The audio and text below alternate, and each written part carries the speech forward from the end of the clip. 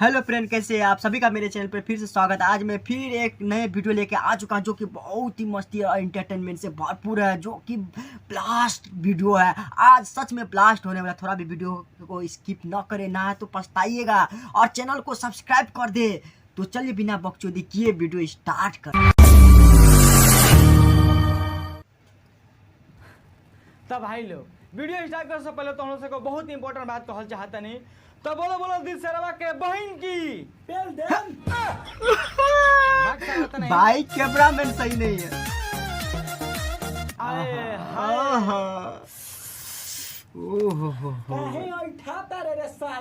अरे देख के अरे सारे लौड़ा बाप ये हमार पहले के क्रॉस रहली ह। अच्छा ओही से देखनी तो पुरानका दिन याद आ गइल हवे। अच्छा एगो तू हमरा का बात बताओ, जब तू अपन क्रॉस के देखले तोर कैसन का फीलिंग होला? खड़ा हो जाला। भाई इतना गंदा मत बोलो।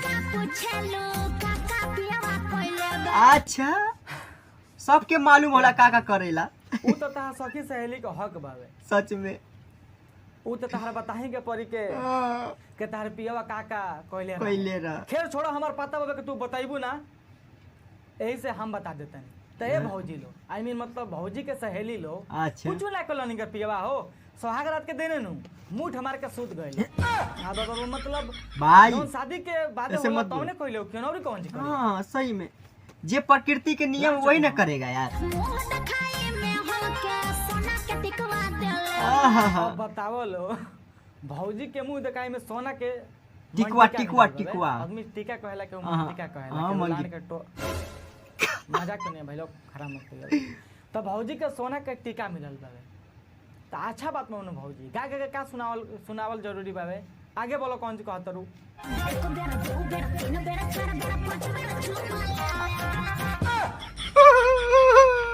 ए भौजी कौन चीज ले लेबा तनी फिर से खाली कहबू भाई काहे से कि चुम्मा। हम दिन में कम सुने।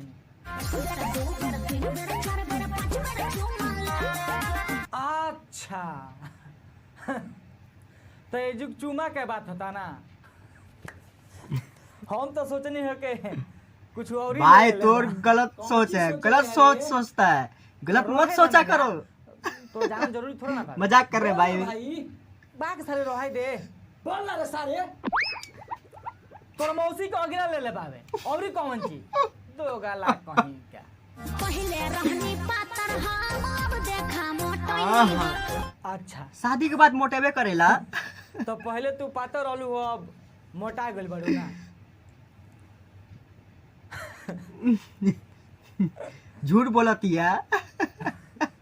ए भौजी हम माफ करियो हंसनी हां, हमार कुछ ज्यादा फर्क नहीं लागत पहले से और आज के कंपेयर में। ठीक बा पहले भी पातर रहलू अभी भी पातर बड़ू तू मोटा आई मीन मतलब मोटा का हाथी नहीं के हो गेलू। ठीक नहीं तू ही सोचा कौन खाना ससुरा में हम खइली हो।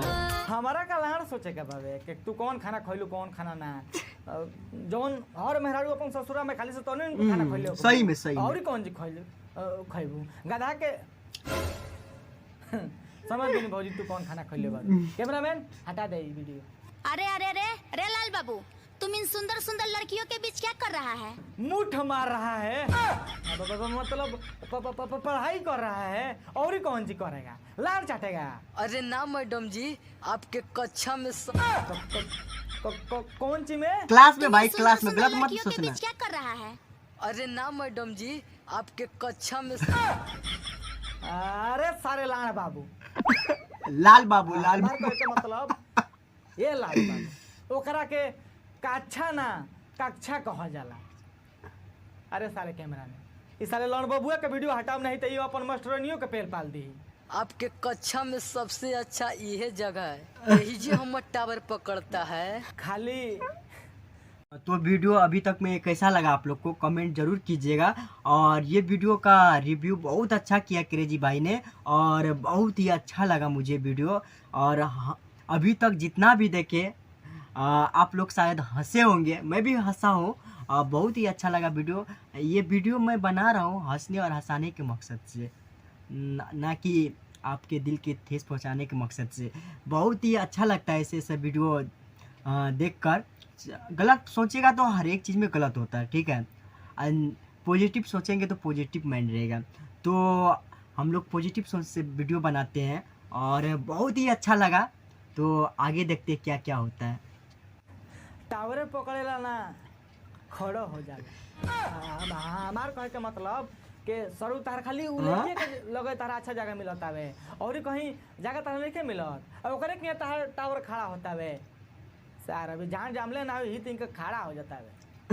लेकिन जाम गोली ना कैमरामैन हाँ बात करेला बराबर है। सरवा का ना पाकियो गोली आजकल के लोग लड़कन पर भरोसा नहीं क्या छोटी छोटी सरवा समझ लो लाल बाबू भूल जाला का हो? ए लाल बाबू मतलब लाल बाबू तू अपन मास्टरनिया काहे मुआवल चाहता रहो लाड़वा खाते ओकरा हाथ कपड़ा पर हाथवा आरी बारी। जिंदा रहने के लिए तेरी कसम पता नहीं भाई लोग पीछा बोर्डवा पर देखो लो सरवा भाई, जो उतना पढ़ाई के नाम खोल के पर मत आनी बोला पढ़ावल करो। जाता है ए सरवा गाड़ी यानी पढ़ा दसन जा तारा पहुंच कहियो आहा। एगो दूगो माल, एगो ना दूगो माल जरूरी। वाह का विचार भाई भैया जी के मतलब भैया जी के पढ़ाई लिखाई करे खातिर एगो दूगो माल जरूरी बा। दैट मींस इनकरा का लाल कंपनी बाबू। लड़के कंपनी दिए तो भी पढ़ी हन ए साला बाबू साफ लड़ चटे हवा का आरी बारी। सब स्कूल में पढ़े जाले ना तू माल पटावे जाले रे नारी मतलब कौन सी करे जाले हमरा ही नहीं बुझा ना मतलब कहता सारा बा भाई, एगो रोज- दूगो माल जरूरी बावे ज्यादा मन करता है माल मारे के तो मुठ मार के सूजा सरऊ आहा। माल पटाई। पढ़े लिखे के उम्र में माल पटाई भाई कहने का मतलब ये टांग उसका उठावत छू के नहीं जाए लहंगा, ये बोला भाई, आशीर्वाद गलत नहीं लेके होता है। जा। ए भौजी, तू पहलवा लो तार बहन चो दो अरे लहंगा तो घुटना तक रहता है ना। और बताओ लोग आदमी लहंगा उठा के आशीर्वाद ली तो सरबा पूजा पाठ काहे करते करी लहंगा उठा के सब आदमी आशीर्वाद ले ले शुक्र मनावे के उ भैया का जगहिया पर हम नहीं थी अगर हम रहती नु तो लहंगा उठा के आशीर्वाद तो लेबे करती और दूसर का मुरिया से खोद देती तार बहन जो लोग तू छपिटाए आ तू सरहु आशीर्वाद देबा पेलम के लड़वे पर चिरिक देबा सार आहा। ए, भाई फिर तो आपका बीबी मार देगी आपको। उ भैया सारा मौग बावे उ तारा का अपन कोरा मना सुताई अच्छा। हमरा लगे आओ हम तारा का अपन समझ से ओकरा पर सुता बहुत बहुत धोरी के नीचे।